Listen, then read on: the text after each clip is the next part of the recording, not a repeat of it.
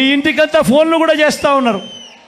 మీ అందరికీ కూడా IVRS ద్వారా ఫోన్లు కూడా చేసి మీ భూములన్నీ జగన్ లాక్కుంటాడు అని చెప్పి ప్రచారం చేస్తూ ఉన్నాడు. నేను అడుగుతా ఉన్నా, ఇంత దిక్కుబాలిన రాజకీయాలు చేస్తూ ఉన్న ఈ చంద్రబాబు, నువ్వు అసలు మనిషివేనా అని అడుగుతా ఉన్నాడు మీ బిడ్డ. ఈ సందర్భంగా మీ జగన్, మీ బిడ్డ భూములు ఇచ్చేవాడే కానీ భూములు లాక్కునేవాడు కాదు మీ బిడ్డ. అసలు చంద్రబాబు నాయుడు అడుగుతా ఉన్నా, అయ్యా అసలు నీకు ల్యాండ్ టైటిలింగ్ యాక్ట్ అంటే ఏమిటో తెలుసా చంద్రబాబు అని అడుగుతా ఉన్నా.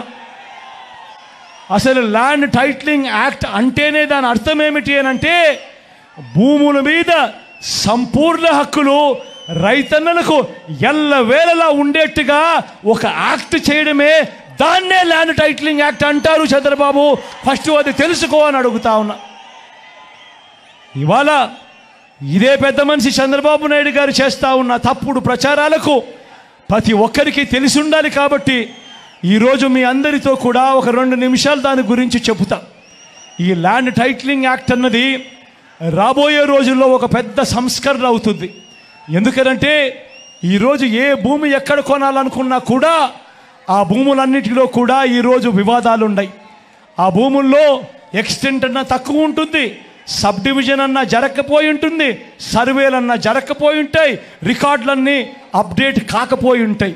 వీటి అన్నిటి వల్ల భూ వివాదాలు పెరిగి ఇవాళ రైతన్నలు, ప్రజలు అందరూ కూడా కోర్టుల చుట్టూ తిరిగే కార్యక్రమం, అధికారుల చుట్టూ తిరిగే కార్యక్రమం జరుగుతూ ఉంది.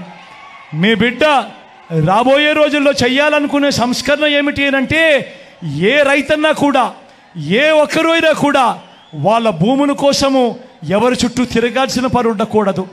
ఏ కోర్టుకు వివాదాలకు సంబంధించిన ఏ కోర్టుకు వెళ్లాల్సిన పరిస్థితి ఆ భూముల మీద వాళ్ళకు సంపూర్ణ హక్కులు వాళ్లకు కల్పిస్తూ, ఆ భూముల మీద ఏదైనా వివాదం ఉంటే ఆ వివాదాన్ని గవర్నమెంట్ గ్యారంటీ ఇస్తూ, వివాదం లేదు ఈ భూములు అని చెప్పే ఒక సంస్కరణ తీసుకుని రావాలని మీ బిడ్డ ఆలోచన.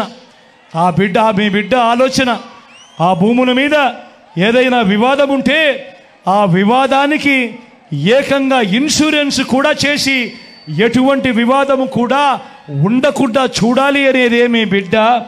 టైటిల్ ఇన్సూరెన్స్ కూడా చేసి ఎటువంటి వివాదము లేని టైటిల్స్ ప్రతి ఒక్కరి దగ్గర ఉండాలి అనేదే మీ బిడ్డ లక్ష్యం. కానీ ఇది జరగాలి అని అంటే మొట్టమొదటిగా జరగాల్సింది ఏమిటంటే, రాష్ట్ర వ్యాప్తంగా జరుగుతూ ఉన్న సర్వే పూర్తి కావాలి. 100 సంవత్సరాల తర్వాత అప్పుడెప్పుడో బ్రిటిషర్లు సర్వే చేశారు. దాని తర్వాత ఈ దేశంలో కానీ ఈ రాష్ట్రంలో కానీ సర్వేలు మళ్ళీ చేసే పరిస్థితి లేదు.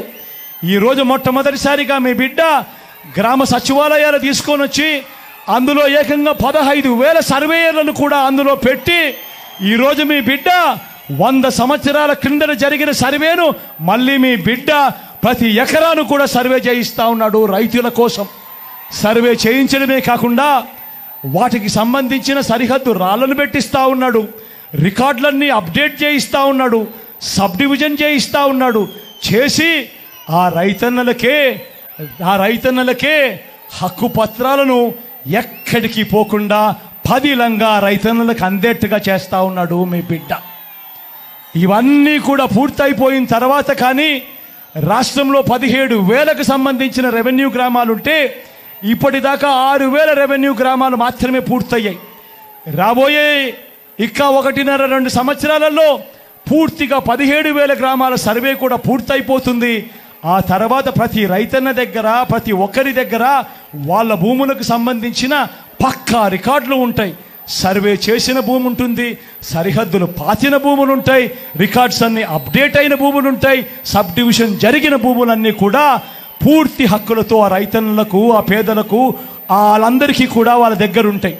అటువంటి పరిస్థితిలో ఆ పరిస్థితి వచ్చిన తర్వాత ఈ ల్యాండ్ టైటిలింగ్ యాక్ట్ తీసుకొని వచ్చి ఏ స్థాయిలోకి తీసుకొని పోతామోనంటే, ఆ భూములకన్నిటికీ వివాదాలు ఏదైనా వస్తే ప్రభుత్వం గ్యారంటీ అని చెప్పే పరిస్థితిలోకి తోడుగా ఉండే కార్యక్రమమే ఈ ల్యాండ్ టైటిలింగ్ యాక్ట్ అన్నది.